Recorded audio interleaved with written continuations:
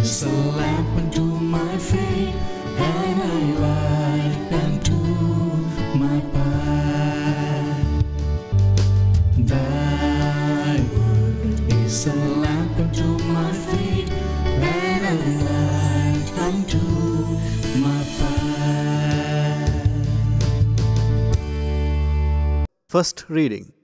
A reading from the book of Joshua, chapter 5, verse 9 and verses 10 to 12. The Lord said to Joshua, "Today I have removed the reproach of Egypt from you." While the Israelites were encamped at Gilgal, on the plains of Jericho, they celebrated the Passover on the evening of the 14th of the month.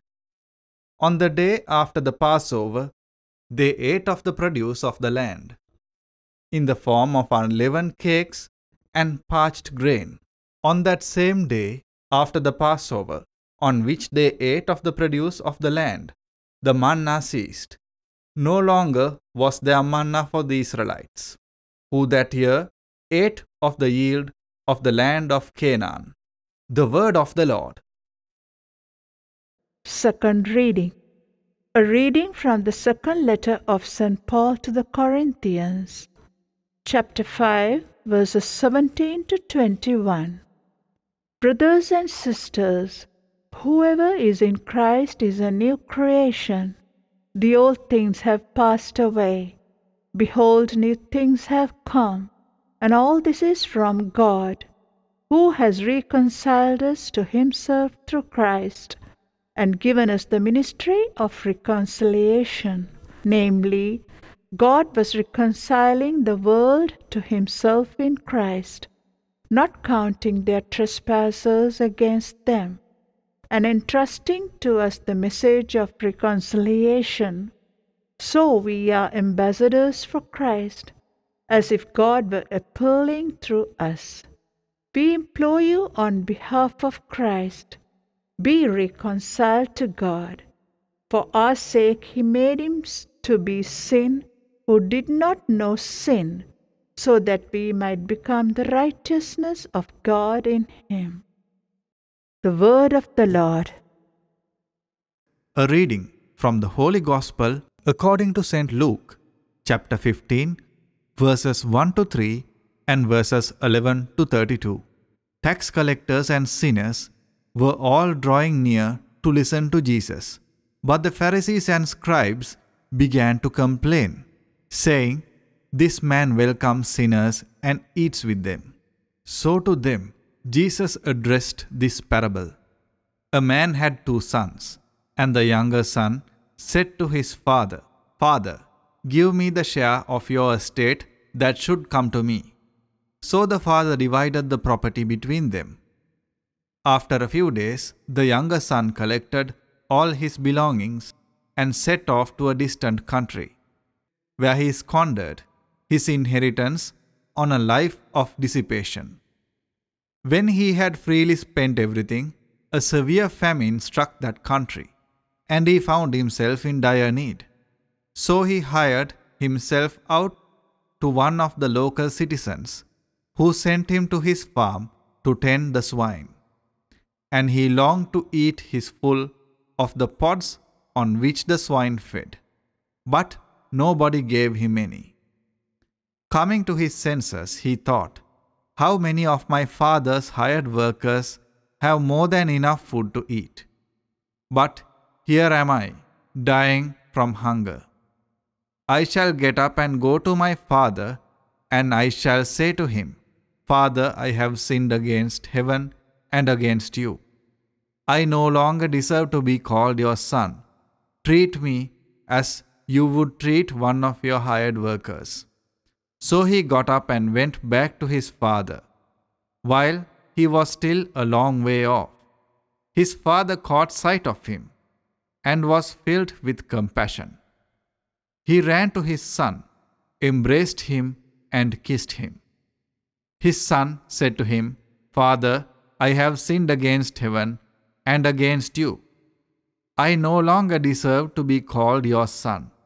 But his father ordered his servants, 'Quickly bring the finest robe and put it on him.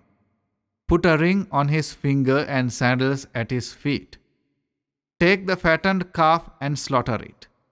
Then let us celebrate with a feast, because this son of mine was dead and has come to life again. He was lost and has been found.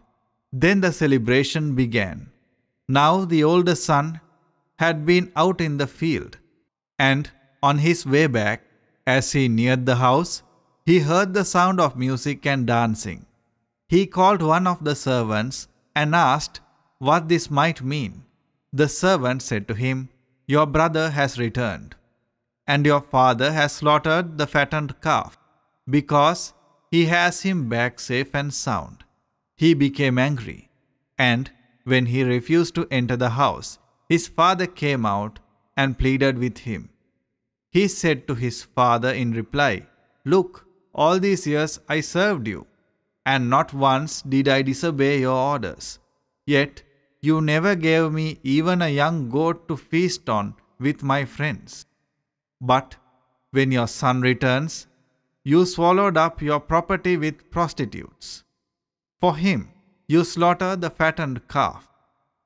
He said to him, "My son, you are here with me always. Everything I have is yours. But now we must celebrate and rejoice, because your brother was dead and has come to life again. He was lost and has been found." The Gospel of the Lord. My dear brothers and sisters in Christ, my dear children, and my dear young generation, today is Sunday, 27th of March 2022.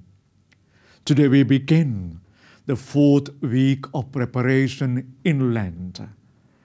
The Gospel given to us is from Luke chapter 15, verses 1 to 3, and then 11 to 32.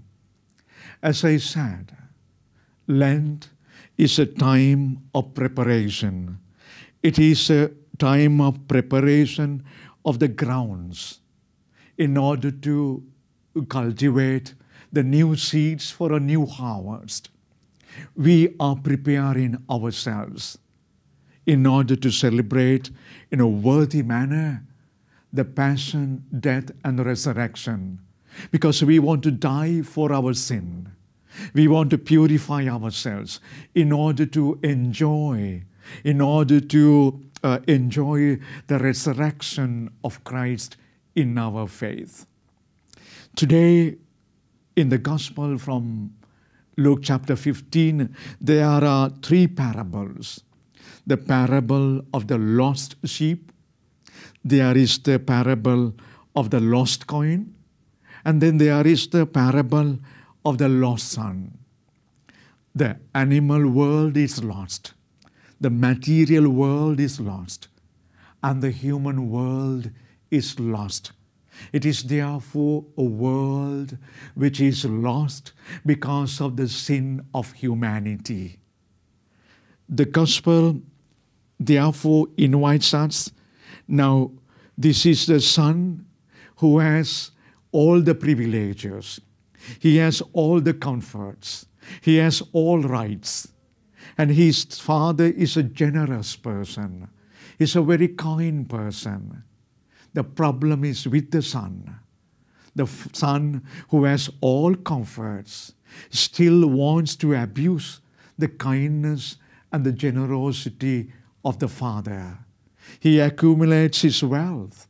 He goes away from the father, Father who is kind, Father who is generous. When he goes away from the Father, he falls into desperation. He falls into sin. He falls into poverty. He falls into ruin. To be away from the Father is to fall into sin. Therefore, we are reminded by the Gospel, do not abandon God. Do not go away from God. Do not live in isolation. be with the Lord, because the Lord is kind, because the Lord is generous, and there is no reason for us to be jealous, like the elder son who was jealous and who is jealous, and who feels hurt by the return of the son. My dear brothers and sisters, let us come back to senses. Let us go back to God, because God is kind. He is generous. He is waiting for us to return from our sinful way of life.